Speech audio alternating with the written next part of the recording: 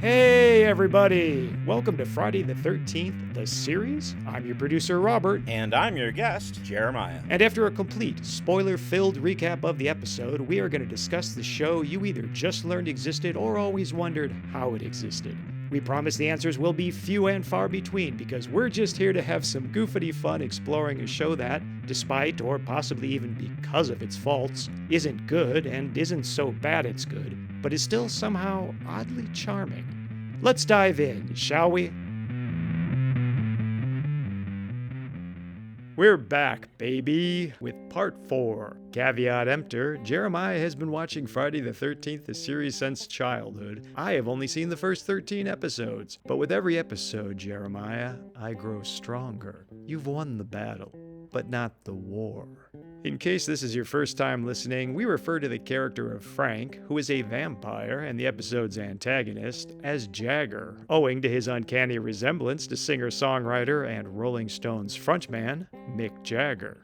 We actually cover a fair bit of plot this go-round, but don't worry, we'll still veer off on tangents such as exploring the literary evolution of vampire stories in Penny Dreadfuls, revealing a BBC prank that fooled the nation, and tracing the origin of Jeremiah's completionist nature back to childhood. All that, and I'll learn that Mad Men was right about nostalgia. It's delicate, but potent. If you're tired of hearing us talk about this episode and want to watch ahead, you can still find every episode on YouTube for free. Handy dandy link available on the Inner Demon Entertainment website. So after that transitional dream sequence, we get Mickey trying to sneak out, presumably to meet up with Jagger, and Ryan stops her at the door, which wakes up Brom, and Caitlin for that matter. How did they get woken up when they're only a few feet away? And are totally good sports about it. Well, they're ready to get this party started. One of the townsfolk outside the window, and I should mention these Londoners all have torches, which is probably a bit of an homage to specifically Frankenstein, but just the whole concept of angry villagers in general. Yes. But they're running through London, a very fire-prone city with torches. And this man that Brom stops to ask what's going on out there tells him that a woman was killed, she was drained of her blood, must be vampires. That only jumped out at me because Brom himself, earlier in the episode, and later in the episode, just will not believe that vampires exist. He mentions it almost as frequently as he mentions that he's a writer. So it was just interesting to me that I guess this London bumpkin, because no sophistication among London's poorer classes apparently, just find out about a prostitute being murdered and immediately go to vampire. Vampires before Dracula, during that century, they'd actually become more prominent in literature. Dracula wasn't the first major work of fiction based on vampires. Oh, go on. This is news to me. I knew that they had long existed in folklore, of course, but there were many literary works about vampires before Bram Stoker's Dracula? Yeah, no, there actually were quite a few, and even things specifically that would appeal to the poor folk, I guess, as you put it. At the beginning of the century, the first major short story work was a vampire, spelled with a Y instead of an I. That seems so perfectly British. By Polidori, with a little asterisk that Lord Byron sort of came up with the story, and then Polidori wrote it. So interesting trivia on that. The way how that story came about, there was a... What kind of throuple was involved this time, Jeremiah? Well... There was a little storytelling contest between four friends. It was Lord Byron, Polidori. Wait, this isn't the story of the origin of Mary Shelley's Frankenstein, is it? Yes. That also produced a story about vampires? That also produced the first major literary work on vampires. Why do we never hear about that? Percy Shelley, Mary Shelley, Lord Byron, and Polidori were all together telling short stories. Lord Byron's story was about a vampire. He never did anything with it. So then Polidori took that inspiration. Well, I assume our paisan just talked about food, probably. I'm not sure what his contribution to that game would have been, but after the game, and even Lord Byron came out later and said, yes, I told a story, an undeveloped story about a vampire, and he did use that as the structure to tell his story, but the final product was very much the work of Polidori. So basically, Lord Byron told a vampire story. That specific story then inspired Polidori to go and write the first major literary work of a vampire story. There'd been poetry that involved vampires prior to that. No fooling. Oddly enough, they leave out Polidori, but if you go and watch the original Bride of Frankenstein movie, at the very beginning is sort of like a kickoff to set up this continuation of the Frankenstein myth with the Bride of Frankenstein. The scene has both the Shelleys and Lord Byron referencing their party game, and then that leads Mary Shelley to say, oh, but there's more, and let me tell you about the bride. I've often wondered what were the other stories, but just now I was thinking to myself that might be potentially fertile ground to tell a fictional story or a based on real events type story about that night and about these other stories that were created. Maybe something like a Four Rooms. Right. Yep. Yeah. No, that would be fun.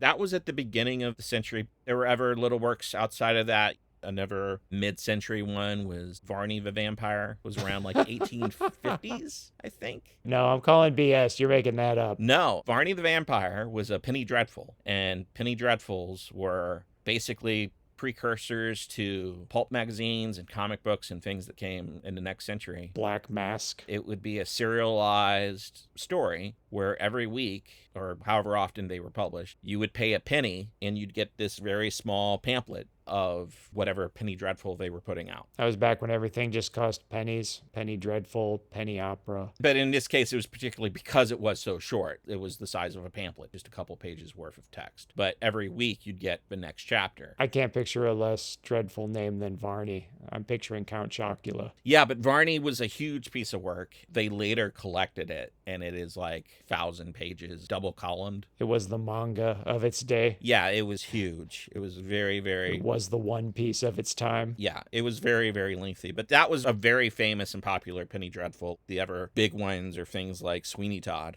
was in Penny Dreadful originally. Did not know that. It would be The Adventures of Sweeney Todd, or it'd be The Adventures of Varney the Vampire. The Adventures of Sweeney Todd. I picture him running around stopping bank robberies.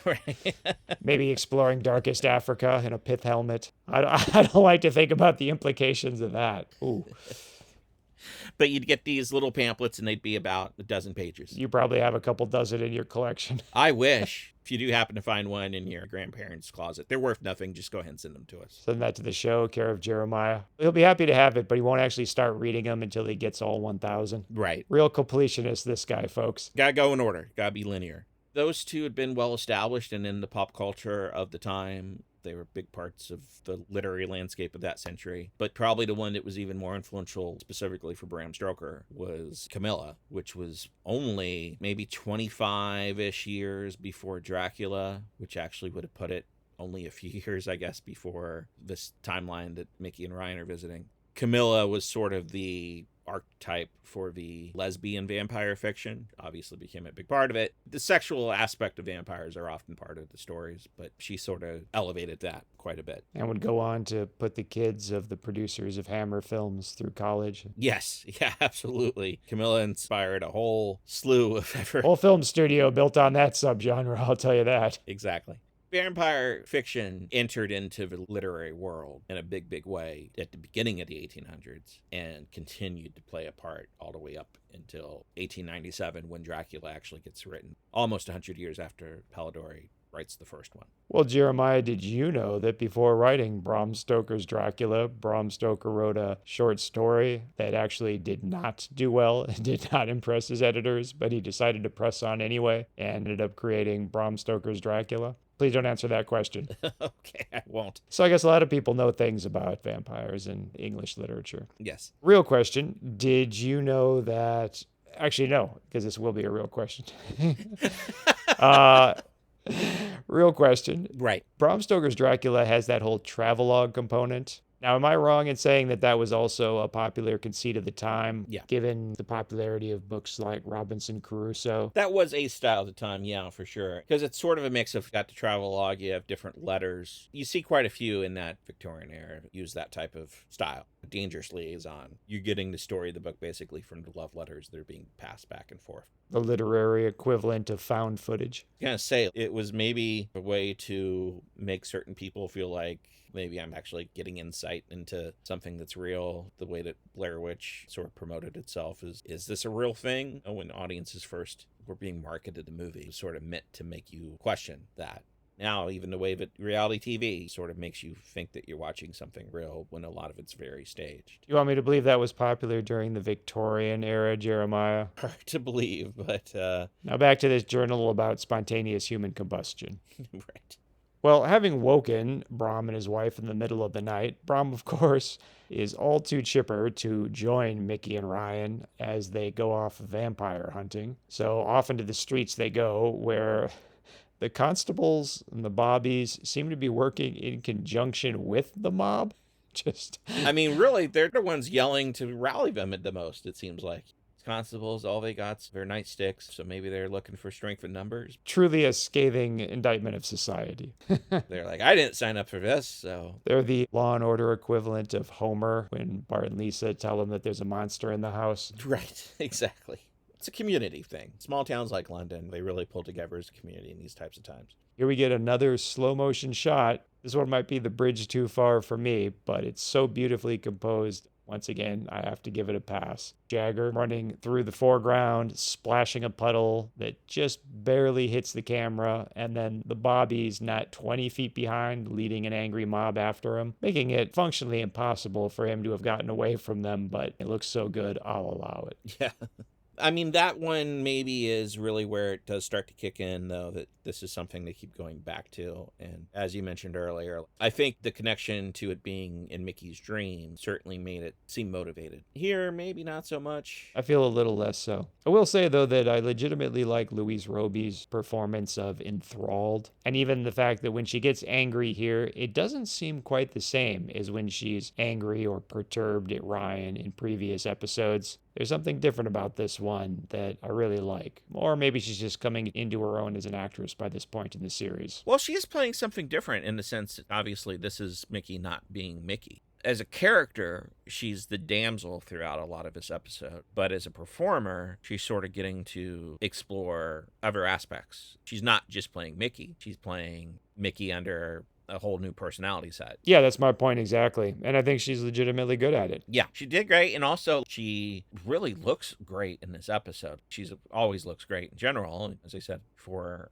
I think as a kid, there might have been a little bit of a crush there. But in this black and white, she looks stunning. We'll have to bring you back at some point, Jeremiah, to do like a top 10 looks of Mickey. Right. Once I've seen all the episodes, I'll pick the 10 that I think are probably in your wheelhouse, and you can put them in order, or and I'll rank them. We can do a side-by-side comparison or something. Yeah, I'm game. The one where she looks like she was auditioning for Janet Jackson's Escapade music video. Right. Was that the teacup episode, I'm assuming? Strangely, I don't think it was. Oh, okay. I don't think there was any rhyme or reason to it. Well, there was a rhyme or reason. It was called the 1980s. Our Troika witnessed the constables and perhaps even a detective or someone from a morgue pronouncing a woman dead. Did you at any point in this episode get confused about how many people Jagger had killed? I did not get confused, but also mostly because I didn't really care about the number, I guess. Okay. I mean, obviously, we see the one specific example, and then later we see clearly a different body. So I guess the question is this now yet another one that he's gotten a few blocks over or something like that? Okay. I would be curious now if it doesn't line up to where it implies thus far there would be a second one. So in the interim between record sessions, 1, I got sick and do not sound the same, but 2, I managed to unravel the Mobius strip of the dead tart. Here's the timeline. Minute 13:17, the tart is killed and the constable notices. At 19:20, Townie tells Brahm about a murder in Avery Court. At 20, Jagger is seen running for his life. At 20:53, Jagger is still on the run. And at 20:59, a man of indeterminate occupation, maybe a detective, maybe a coroner, maybe a doctor, I'm not sure, shakes his head to indicate that the tart is dead. And then a constable looks over and the camera pans over with his look. And we see our Troika standing there witnessing the dead body. Based on the prints on the dead tart, it's pretty definitive that's the same woman. So only one person is killed by Brahm during that whole time span.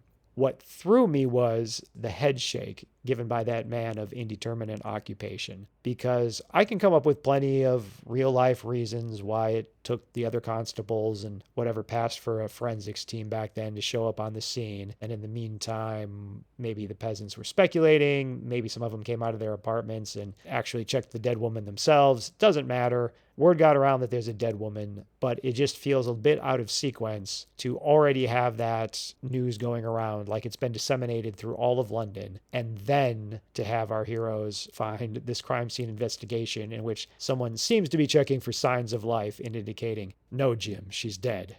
I guess a simple solution in my mind would have been if they would have shown up and we would have seen the police, I guess, draping a cloth over her and starting to take the body away. Your confusion was birthed out of the fact that it seems like they've just discovered this body in this moment. Exactly. In the language of cinema, it seems like we're getting this out of order. Yeah. At the moment Jagger kills her, a constable sees it. Now, he doesn't know she's dead, and it's entirely plausible that he simply chased after him and didn't check to see if the woman was still alive. And Lord knows back then it would have taken a long time, most likely for other constables to show up. Frankly, I don't know how that whole blowing a whistle thing actually works. Are constables stationed around London so frequently that they're within whistle shot? I don't know. Now let me ask you this, and this is a slightly silly question, but since you have gone to the effort of studying this, could the shake that you witnessed be about anything else? For instance, could it be it's not a stabbing, or yep, she got bit by a vampire, but nope, she's not turning? Yes. Like all things Friday, there are a million possible readings. Jeremiah, I don't even know what this man's occupation is. Right. He's dressed a little bit like maybe they're going for a Sherlock Holmes thing. If I had to guess, I would say detective, because he's not wearing any of the medical accoutrement or vêtements Right. I would have expected from the time period. Doesn't help, he's also mostly in shadow, and he frankly looks a little bit like Peter Lorre in Fritz Lang's M, but I don't think he's supposed to be a homicidal killer. My best guess is it's a man pronouncing her dead. Right. That would be the natural conclusion in most situations. But you know what? Later, the Bobbies seem to be taking their orders from an angry mob, so maybe he's just some dude off the street. Maybe he's a fishmonger. I don't know. I'm open to any possibility. Now, along those lines, though, the mob is obviously shouting vampire. I can't recall. Were the constables also on board with this theory that, yes, it must be a vampire. We must hunt down the vampire? Also indeterminate. Okay. The jury's still out on that one. Maybe it's the local vampire expert, and he is examining the neck, and he's like, oh, well, yeah, Oh, that's the Van Helsing cameo? Yep, it's a vampire bite, but nope, she's not going to turn. You know what, Jeremiah? Sold in the room. Ryan turns the Bram, and he mentions he needs garlic, a stake, a lantern, like all these things for vampire hunting. I did find it curious that here's the show about objects cursed by the devil, and it's vampire lore, and he doesn't mention a cross in any way. That is fascinating, given that they already went there. Yeah. It's not like they were afraid to broach the subject of crosses. That happened in episode 1. One other interesting thing actually to mention on that too is he mentions a lantern. Did you notice the lantern that they're walking around with later? Oh, I have a note on that, sir. Oh, great. I can't wait. I think we might possibly have the same note. So I think there's a high chance. Something in the 95 to 99.9% range. yes. Before we play the game, lantern or flashlight. Gas lantern or production light. Just before Jagger goes into the warehouse that will be his de facto home for the rest of the episode, he stops to lick his palm. We presume that's just a little leftover blood from the tart. Oh, interesting. I didn't notice that little piece of business, actually. But yeah, it would make sense. I mean, do you have an air theory? No, and it coincides nicely with my ongoing belief that this guy is just jonesing for blood at all times. Being a vampire is basically the equivalent of being a heroin addict. Yeah. Or maybe a meth head in this world. I mean, he's on the run for his life. He's having a little trouble getting through this door, although somehow he gets through the chain with no issue. Maybe lost in shadow is the fact that it's not actually locked, because he hasn't put forth any effort to get through what appears to be a chained and padlocked door. And I don't mean he easily breaks it. In film language, it appears to be closed in a way you can't get through, and then he just simply opens the door. But the point is, before going inside and getting away from the angry mob, he stops to just lick his palm. Interesting. I didn't notice the piece of business, but yeah. Blood is like the Pringles. Once you start, you can't stop. Copy that. For all the additional expenses to make this episode, did you happen to notice that they also sprung for multiple types of animals? I did, yeah. That was actually something that really stood out. Is not relevant to the story, but it added to the ambiance. It added quite a bit. You had little jump scare moments. But you could have done it without this extra step. Animal wrangling is, Incredibly time consuming. yeah, it's one of the more painful things that we do on set. They got the rat climbing around. They got the birds that are timed to suddenly jump out when someone turns a corner. Oh, they use the birds like 3 times. And it really adds to the mood. It really does add to the production value. It gives little scares in between moments. This episode was a real standout in terms of that. And it's something that you wouldn't see on really most shows, but especially something as run and gun and low budget. And under the thumb as a show like this would have been at that time. And then just to gild the lily, they have this next moment where Jagger takes off the cape and turns monstrous. So you've got elaborate makeup effects on top of that in a scene in which, frankly, I don't even exactly understand what the show is trying to say with this moment, but they still sprung for the makeup effects. Yeah, and it looked like it was pretty cool effects. I mean, the black and white obviously helps. Yeah, again, from the story standpoint, it wasn't really necessary. It's an absolute plot cul-de-sac. I guess it does spear him needing to react emotionally to the situation that he's in. You're feeling empathetic for this guy who is essentially the villain of the story in a way that you don't normally see. Because normally when the person gets the cursed object, there's usually something very weak or problematic about their character. You might have maybe had a little bit of empathy for them, but this guy is just Job. He just showed up to rent a room. He just was literally in the wrong place at the wrong time, and now he's this evil, murderous creature with seemingly no control over it. Maybe it's the black and white, but I'm thinking he's truly the Dante of this story. He wasn't even supposed to be here today. Yeah.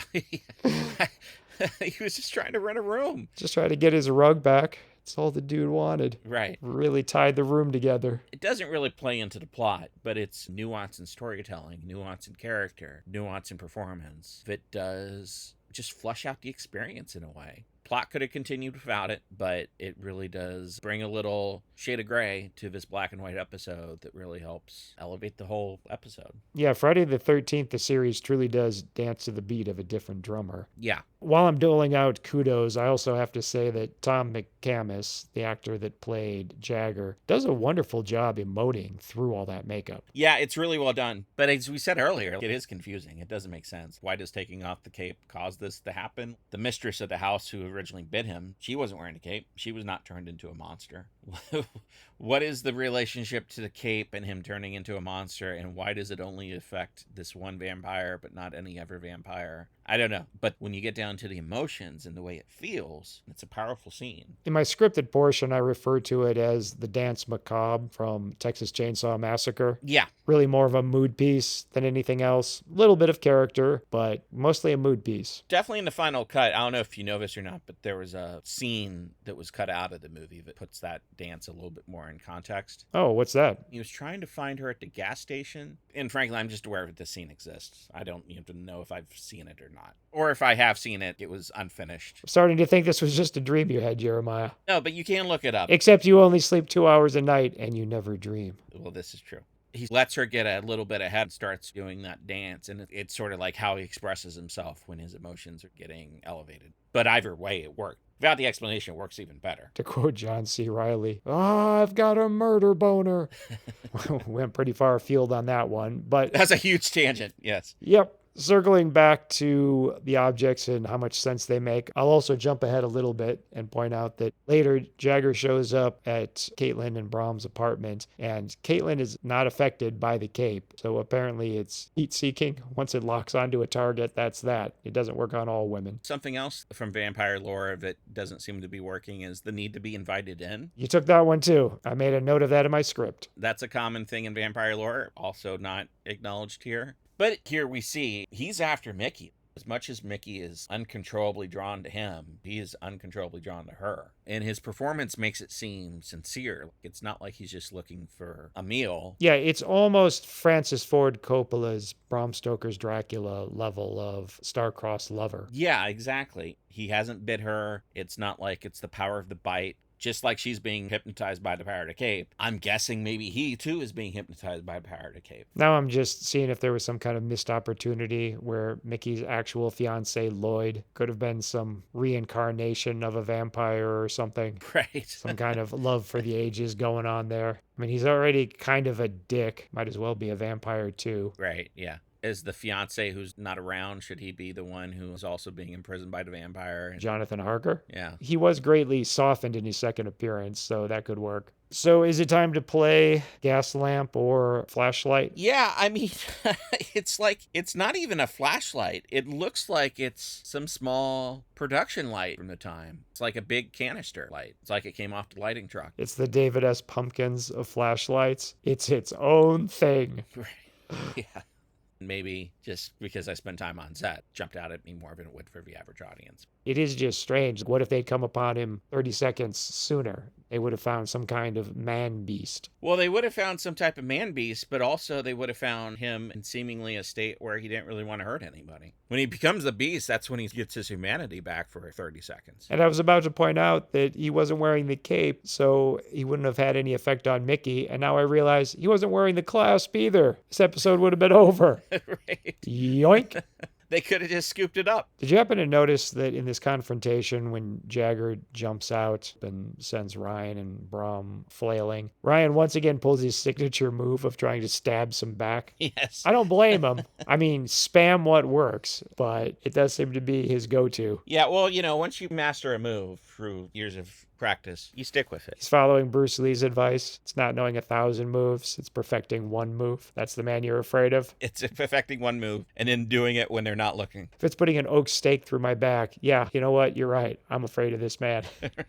And once again, I have to say, great performance on the part of Jagger. He really is pretty terrifying in this moment. Yeah, I mean, definitely well cast. He's got the look. He gives the performance. There is more range to it than normal. He does fully transform his personality when he's the vampire. Kind of a tour de force performance. He really covers it all. I've not seen The Sweet Hereafter in quite a while, but I remember him from that movie as well. Definitely someone who studied his craft. Definitely embiggens my heart to know that he seems to still be working to this day. Yeah. Do you feel like this is one of the best as far as single episode performances that you've seen so far? Oh, I think so. I mean, the show has a lot of fun character actors. It actually has some shockingly good child actors, and I'm not only referring to Sarah Polley here from the first episode. I would put Tom McCamus playing Jagger right up there at the top of guest performers on this show. Yeah. I mean, honestly, I like him more than Mickey and Ryan, so other than Jack Marshak. Oh, poor Mickey and Ryan. Do you think that Luis Roby's performance... I don't want to ask if you think she gets better over the course of the show, because I don't want to know anything about what's coming ahead. Do you remember what you thought of her in the very first episode? The pilot in particular, it took me a long time to see. You were watching them in ye olden days on syndication, totally out of order. There was no streaming. There was no DVD box sets. This is the episode on this week, and if you miss the week, then you just got to hope you see it when it re-airs, and if you miss a certain number of weeks, you might miss it again. Were you recording these and making your own video library of these episodes? No, mostly did that with movies that were on commercial free, like when we'd get a free HBO weekend or something like that. I assume because a television show would eat up too many tapes. TV show would eat up too many tapes. I would try to do it as a kid with like my absolute favorite things like cartoons. I was a big fan of G.I. Joe every Monday through Friday. So I was about to say you were making a video library of G.I. Joe episodes, maybe Transformers. I would record the G.I. Joe and save up money to buy some tapes to keep that going. I would record a few years later Batman the Animated Series and the X-Men and things like that. The Tick. Did you ever loan them out to kids at school or have kids over because they wanted to watch them? Not those. I would record wrestling. I think this has been so many decades ago that no one would get in trouble for this. Oh, I like where this is going. We had an inside track to get for whenever it was like WrestleMania or the Royal Rumble or any of these pay-per-view things where we could get a free broadcast. My parents had some connected people that could hook us up with that, and they basically loan us the box. Little Midwest mafia going on there, Jeremiah? No, nothing quite that level, but some people doing some things they weren't supposed to be doing. So we would get a cable box that we could borrow from time to time, and people would come over and watch WrestleMania or watch... Make an event of it? Yeah, watch WrestleMania, watch the Royal Rumble. I'd record those. Those are sort of special events. And I did build up a tape library of like every pay-per-view that WWF ever put on, maybe in some of the NWA and WCW ones. Those would get loaned out quite a bit. Do you still have those? I converted them to DVD. Wow. So I have all the DVDs, and I think the tapes are probably in a box in Missouri in my parents' basement. in the DVD era, did some what we used to call tape trading. You'd make a copy of a DVD and then you'd ship it to some guy in some other part of the country that has a DVD of a wrestling event that you don't have. I actually was doing that for a few years where I built up quite a library of stuff going all the way back from things that might have only played at Madison Square Garden on like closed circuit television or at the Philadelphia Spectrum, or it only played locally in Portland, Oregon. We're talking early days of the internet here. Yeah, this would have been like turn of the century, so like 2000-ish. Okay. Sounds like I hear that phrase and I picture the 1800s becoming the 1900s, but maybe that's just because of the episode we're watching. Yeah, that's why I did phrase it that way, because of the episode we're watching, but B, that's why I did clarify with the 2000. I just watched a Simon Whistler video from his little empire of YouTube channels. He made reference to a grandparent or something, tongue-in-cheek, calling the 1980s or 1990s the late 1900s. He kind of laughed about it. There's like a little nostalgia about it or something. But then he also kind of became sad because it made him feel old. Yes. I do enjoy calling the year 2000 to the year 2010 the aughts. I do get a little kick out of that. Yeah, way back in the aughts when you would ride your penny farthing. Right. So strange you were doing that in 2007. Right. If it works. It's been considered a death trap for over a century, but you're a late adopter, I guess. You just wanted an excuse for everyone to see your sock garters. You do look good in those, sir. Indeed. It's my own version of a cape. You time-traveling sock garters. Yeah. How many people's blood do you have to get on them? It's just, well, it's really their seductive powers is what they have in. Oh, it's a different body fluid you have to get on them. The garters make you seductive. The socks themselves are what help you travel through time. This is the last time I'm ever yes-anding you, sir. If you like the horror genre as much as we do, you can preview the horror comic book Requiem for a Psychopath right now for free at the Inner Demon Entertainment website. Imagine a world in which horror film slashers are real. Then imagine a troubled teen bringing one out of retirement to help him take revenge on his bullies. It was written by me and drawn by friend of the show, Stephen Yu. Again, that's Requiem for a Psychopath on the Inner Demon Entertainment website. And if you dig it, please either review and rate it 5 stars on Amazon, or don't rate and review it at all. Ratings of less than 5 stars send the algorithm into murder mode for some reason. Thanks. I hope you enjoy it. My favorite show of all time, Homicide: Life on the Street. I used to record all those. Made an exception for that one. Yeah, but that was more in the 90s, a little bit older, more when I was in high school. And then actually when I went to college, I would loan those out quite a bit because I converted a lot of people into fans of the show. In high school, you were already hip to the fact that you were witnessing one of the greatest police procedurals that will ever be made. One of the greatest TV dramas, period. Oh, I'm sorry. No, yeah. We don't need to put this in a box. It's big enough. Well, I'm putting it in a box, Jeremiah, but I'm also telling it there's a window up there, and all it has to do is open that window, and it can be free. Thank you, Andre Brower. Yes. You are a national treasure, sir. Yeah, rest in peace. Did you know other kids who watched Friday the 13th contemporaneously with you? Oh, interesting. I don't really recall having conversations about it that I can think of. I do recall watching Freddy's Nightmares with friends. That was the Nightmare on Elm Street. That did not have Freddy Krueger in it. I'm kidding, folks at home. It absolutely had Freddy Krueger in it. Although not so much the episodes. He was more the host, like the Crypt Keeper, right? But then he appeared in 1 or 2 episodes in the narrative proper. He was in every episode as the Crypt Keeper style narrator. I want to say there was maybe around half a dozen that actually focused on Freddy and the lore of Freddy. Oh, a few more than I thought. And there was at least 1 2-parter. I think the Halloween episodes, I seem to recall, they make those extra special by making them a little bit more focused on Freddy. Did your family watch Friday the 13th, the series? No, because it mostly came on after Saturday. Oh, it aired at like 1 in the morning or something, right? Something insane after Saturday Night Live, you said? It was midnight, yeah, midnight in the Midwest, because Saturday Night Live would wrap up at midnight. And we'd all watch Saturday Night Live as a family. Pop some popcorn, and then sit around and watch Saturday Night Live. That was just a routine we did probably all the way up until about high school. And even then, we still did it, but maybe not quite as ritualistically. Aww. Once that ended, my sister'd go to bed.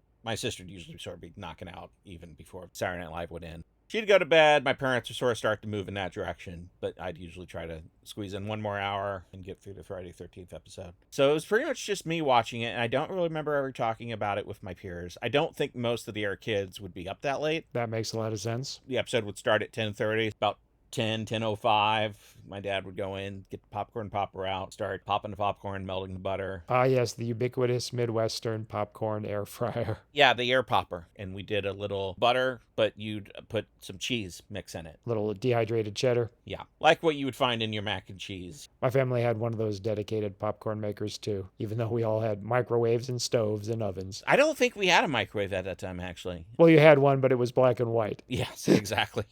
Yeah. Well, it only got 5 temperatures, so. Right, and sometimes it would stall halfway through cooking and you'd have to hit it, And you'd have to get up every time to change it. tuning its rabbit ears. Right. And actually, I mean, along those lines, the TV I would go up in my room and watch it on. It was a little dial TV, but right probably around that time, we'd gotten an actual first TV with a remote control that replaced that TV. So the TV even ended up in my room, came from the living room initially. Oh yeah, the musical TVs. I remember playing those games when the family would upgrade and everything would shift around. Yeah, exactly. It's a little 13 dial TV set. Now here's the real question though. As an 80s child, I know to ask this. When you say remote, do you mean it was truly remote or did it have the cord that stretched all the way to the VCR or TV in this case? By the time we got a new remote TV, the cords were out. I do remember those corded ones when I was really young. Yeah, I mean, granted, Memento taught us that memory is treachery, but I swear our first VCR had the cable remote. My parents, every now and then, this would have been probably early-ish 80s. You rented one from a video store? We would rent a VHS player. So we never really went and rented movies, but they occasionally went and rented a recorder. And it was usually because there was going to be my parents were really into music, particularly like rock and roll music. So if one of their favorite performers was going to have concert broadcast on TV as TV special, they would want to record that. And even though we didn't have a player to actually play it back on, they're like, well, let's record it and then we'll have it forever. And then someday when we can afford an actual VHS player, we'll have the tape. Wow, they were future-proofing concerts. That is amazing. That is some serious foresight, some serious faith in technology. It's a live special, so if you don't record it, you're never going to see it again. Probably some of that stuff's on the internet now, but I even wonder if some of it's not. My mom was a big fan of Linda Ronstadt and Jackson Browne. They both really liked Pink Floyd. So yeah, I do remember that, and some of those did have the chords. Had your folks lived in a slightly different time, they probably would have been passing around the concert tapes just as you were with wrestling events. I don't know if they'd loan them out because they'd be worried they wouldn't come back. Sure. But and frankly, with some of my parents' friends, that might be a safe bet at the time. You know, they weren't all as responsible as they should have been. Not as responsible as us kids, that's for sure. But they would invite somebody over to watch it. Right after the Pilford WWE event. Right, yeah. Make it a double feature. Yeah. You must have been a kid in a candy store when you guys actually bought a VCR. Oh, yeah, you know, because again, just being a movie fan and through this rental process, I mean, even though we'd have it only for a week or two per year, in that week, we would record just a ton of stuff. I was also someone who was really hooked on Saturday morning cartoons as a kid. I do remember it always being something where I'd plot out my Saturday. 7 a.m. at this time, I'm going to have it on ABC for this cartoon. And 8 o'clock, I got to switch over to catch this one. And then 8:30, got to switch over to CBS, yada, yada. And then once we got a VHS recorder, it was like, okay, well, now I can do 2 networks at once. I'd have a whole plot where, okay, so at this time now I'm going to go down and switch that one that's recording over to this channel, but then I'm going to run back up to my room and watch second cartoon instead. I have a whole routine for consuming as much Saturday morning cartoons as I could. But in all those cases, I'd record them for the week, and then that next week, I'd recycle that tape to do the next Saturday's cartoons. Oh, okay, because I was picturing your childhood bedroom looking like that of Ricky Fitz from American Beauty. No, unfortunately, I just had 2 tapes, because tapes were not cheap, so you sort of had to save up some allowance money to buy them. Just Tetrising your stories onto those. Saturday morning cartoons would end around like 11 or 12. I'd watch a couple hours, extend the Saturday morning to about maybe 2 p.m. And then the next Saturday, there'd be like an hour or 2 left on the tape to watch. So I'd get up at like 4 or 5 a.m., but then rewind it so it'd be ready to record when cartoons would start again at 7. Is Missouri a state where people refer to a remote as a clicker? I don't know if it's a state thing or an older person thing. You did hear the term growing up, though. I'd heard it growing up, but I don't even know if I necessarily heard it as much in real life or on TV. Characters would also refer to it as a clicker in like a sitcom. At that point in time, remote might not have had the monopoly. It might have been like the early days of the net versus the web. Yeah. Also, as a kid, older demographic has a pretty wide range. By older demographic, maybe I actually meant like 29. Because as a kid, like everybody just seems... Don't trust anyone over 30. Yeah, when you're 8, anybody older than 20 seems like a full-grown adult, and anyone older than 40 seems ancient. Old man Fonzie. Right. Watching Saturday Night Live as a family. That actually makes me nostalgic of something that I never did. I want to see that Norman Rockwell painting. Only now, Friday, on this, the day of my daughter's wedding, you come to me and ask me to believe Brom had an entire strand of garlic bulbs on him this whole time?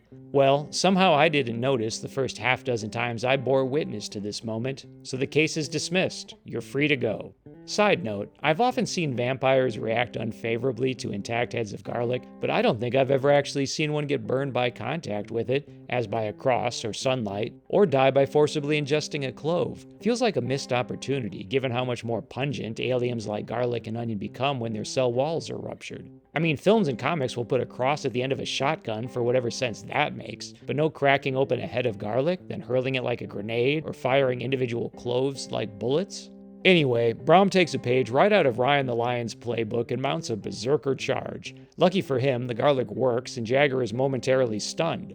During her ADR session, Luis Roby had to fit the entire line, "Ryan, I don't want to go," into 1 second of screen time, and she actually pulls it off. However, as we all know, if you grab a lady by the hand, she has to follow you. So Mickey trails behind Ryan without a single hint of resistance. Only now, as our Troika escape, do I have to ask, is Brom holding a lantern or a flashlight? Because it sure throws a beam like a flashlight.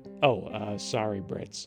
An electric torch. Now, with Jagger in dogged pursuit, I think we can all finally agree that the slow-motion branch has been bent way too far and finally snaps. The first rule of drama is, a character giving chase shouldn't be depicted as running slower than their prey. I realize it isn't Luis Roby's fault, but her otherwise nuanced performance this episode is taken out at the knees by the show's insistence she scream and wail in lieu of offer even a modicum of physical resistance. This decision only serves to underline the fact she could overpower Ryan the Lion without breaking a sweat. Really, it would make a lot more sense if Brom was dragging her away, or if Ryan was at least using a gooseneck wristlock or some other law enforcement restraint to plausibly relocate her. Right as Jagger catches up, Ryan the Lion tosses open a door, blasting Jagger with sunlight, which completely annoys him? Slightly more than the garlic? Well, I guess it explains that scene earlier with Jagger soaking in so many rays you half expected to hear John Denver singing "Sunshine on My Shoulders Makes Me Happy." Hey, Friday, nice transition to light streaming through the windows of Brom and Caitlin's flat. But Ryan, I'm gonna quibble with you. The only way to get the cape back and free Mickey is to kill Jagger. The cape is an object, buddy. It can simply be taken. I mean, that time 5 seconds ago when you blasted him with sunlight would have been perfect. I wouldn't be this petty, except I have to denigrate your plan anyway, because the real priority should be getting the time-traveling clasp. I mean, it's attached to the cape, but my point is, getting back to your own time should be priority numero uno. That said, it is genuinely refreshing to see a story involving a temporal journey in which the characters couldn't care less if and how they might be affecting the future. Before setting out with Brom, Ryan kisses Mickey on the cheek, and she is too mesmerized to care. Dude, you are walking a fine line. Friday, kudos again to a well-played dissolve from an enraptured Mickey to the source of her ensorcelment, Jagger. And now we get the rarest of Friday storytelling techniques, voiceover of a character's inner monologue as Jagger waxes poetic about his fair-skinned, amber-haired lady love. He touches the clasp, then licks his fingers, so I presume he's finally consuming the blood that dripped there. Fascinating, but it seems like playing with fire, given blood is what activates that particular bauble. As we can see his breath, I'm gonna call it. They shot Canada for London. That's fair. Any cinematographer worth their salt will tell you, London doesn't look like London on film. When Ryan and Brom set off Jagger, Caitlin asks Mickey where the pain is, to which Mickey replies, "It's in my heart." Caitlin counters, "Pray tell, I've never heard of such a love." Really? You've never heard of a love affecting the heart? You must subscribe to the philosophical teachings of D. Light, that truly it is only groove which makes its home in the myocardium. Assuming Jagger has been trapped by sunlight in the same abandoned warehouse, the boys return to finish him off, while Mickey and Caitlin admire the fastest sunset in the history of astronomy. They're tossed into such near-total darkness, I find myself wondering why Caitlin didn't have a candle or two lit in anticipation. We cut to Ryan and Jagger exploring the Dickensian workhouse so many times I half expect them to stumble upon the Elephant Man at some point. Caitlin rationalizes their failure to return by nightfall by positing they must have stopped at the pub. As prima facie insane as that idea sounds, between her denial and the fact Brom is Irish, no objection, Your Honor. In a shot stolen from Salem's Lot, Jagger floats into view outside Caitlin's second-story window. Despite having accepted that her husband is off killing a vampire, the idea that a man could be floating fundamentally challenges her worldview. Ryan and Brom discover another dead woman in Jagger's lair. Her tart status? Unclear. The find prompts Ryan to ask what time it is. Yeah, hang on, I kinda had the same question. Jagger wasn't exactly trapped inside, just because Ryan the Lion and Brom are on the scene, but did he venture out in daylight to kill this woman? If so, why did he return to a location known by his enemies? Did he do it in the brief window between sundown and now? How long exactly have our intrepid duo been exploring? And side note, neither of you has a functioning timepiece when it's crucial to know when the sun will set? I've seen some sloppy vampire hunting in my day, but this takes the cake. Jagger finally enters Caitlin's apartment, sans invitation, I might note, and Mickey is once again kept from him in an even more baffling fashion than Ryan manipulating her with nothing more rigorous than a gentle clasp of her hand. This time, Caitlin simply backs up with Mickey behind her, and Mickey seems perfectly content to be kept from her resolute paramour. Interesting that the cape has no effect on Caitlin. I guess her love for Brom is unalloyed. But unfortunately for her, Jagger realizes a good old-fashioned throat grab will also get the job done. And now, a reused shot from earlier, in which Jagger was chased by the townsfolk in slow motion, but now simply depicting Fogg dancing languidly in an otherwise empty alley once the pursuers had passed from the frame. Classy, and way to use every part of the vampire. So after the commercial break, Jagger has Mickey in his clutches, and Brom pulls out an entire strand of garlic from his clothes, heretofore unseen. I find this funny for a couple of reasons. One, simply that he had the whole thing on him the whole time. But then two, just the idea that there was garlic in London at this time. I refuse to believe it, Jeremiah. And here's why. In 1957, the BBC played an April Fool's prank on the good people of Britain, in which they managed to convince them that spaghetti grows on trees. Was this like a Orson Welles War of Worlds level prank? In the sense that my understanding is Britons were actually calling in, asking where they could purchase these spaghetti trees. Even living that close to Italy, they had no idea that spaghetti does not in fact grow on trees. Wow, okay. Interesting. So I don't think garlic was just floating around Dickensian London. That's a good point. Yeah, I don't know. Look at their cuisine. There is not a lot of garlic on that menu. Yeah, no, that's an interesting theory. And the garlic being brought into the vampire lore was for a specific reason. I don't recall if it's because it was often more used for herbal medications. You nailed it. Yes, they believed it had medicinal qualities, preservative qualities, might either sterilize food or help you out with ailments. It had life-giving properties. Let's just put it that way. So logically, I would think just from that alone, the secret ingredient that cures all that ails you, that probably puts extra demand upon it to where maybe it's not something as cheap or easily available as it is in today's climate. I don't think English apothecaries were using it either. Okay, yeah. But I could be entirely wrong. That's really more your area of expertise. I would probably err on the side that you're leaning towards. It's not a deal breaker, but there is a deal breaker just around the corner, and that's the final use of slow motion in this episode, where Jagger is actually chasing our heroes in slow motion. That feels like a mistake to me. That feels like anti-drama. Because our heroes aren't running in slow motion. Yeah, you want to speed up the chase, if anything. Heroes in regular speed, vampire in slow motion. One of the funny things, too, is Mickey doesn't want to be running away because she wants to be with the vampire. I'm so glad you're bringing this up. Please so continue. She's like, that's my next note. No, I don't want to go. I want to stay. And Ryan's pulling her behind her, but he's not dragging her behind her. She's still running with him. This episode leans hard into one of the worst TV cliches. If you touch someone by the hand, they just become a ferret that's been grabbed by the scruff of its neck. Right. They're just compelled to follow you. She'll scream and yell and put up a fight verbally, but offer zero resistance. Exactly, yeah. It was all verbal resistance only. The voice and the body were doing two different things. Which is fortunate because there's absolutely no way Ryan the Lion could overpower her. Right. Even when she's not in her hypnotic spell. Exactly. You know the drill by now. Jeremiah will be back for more episode 13, and Friday the 13th, the series will revert to form, leaving us no choice but to dole out far fewer compliments and to fabricate far more justifications to keep from losing our precarious footing on reality and falling eternally downward into a spiraling sea of insanity. And, most maddening of all, despite having watched this episode to death, despite all our scripts, despite all our notes, we still managed to discover new grievances on the fly during our recording session. Nothing makes sense, reality is broken, nihilism is the one true faith, so I guess what I'm really saying is, Friday the 13th, the series, you're not the show we need right now, you're the show we deserve. Join us next time as we watch the world burn. And don't forget the s'mores. Thanks for listening, everyone. We know you have a lot of choices when choosing a Friday the 13th the Series podcast, and we sincerely thank you for choosing ours. Special thanks to Joshua Romeo for original music and to Stephen Yu for original art. And be sure to check out the Joe on Joe podcast, the only podcast where Joe Schlepsky discusses G.I. Joe. If you want to support our show, you can leave a review and rate us 5 stars on Apple Podcasts. If you want an occasional update on our projects, you can sign up for our newsletter at the Inner Demon Entertainment website. And if you want to complain about social media with us on social media, you can find links on our website.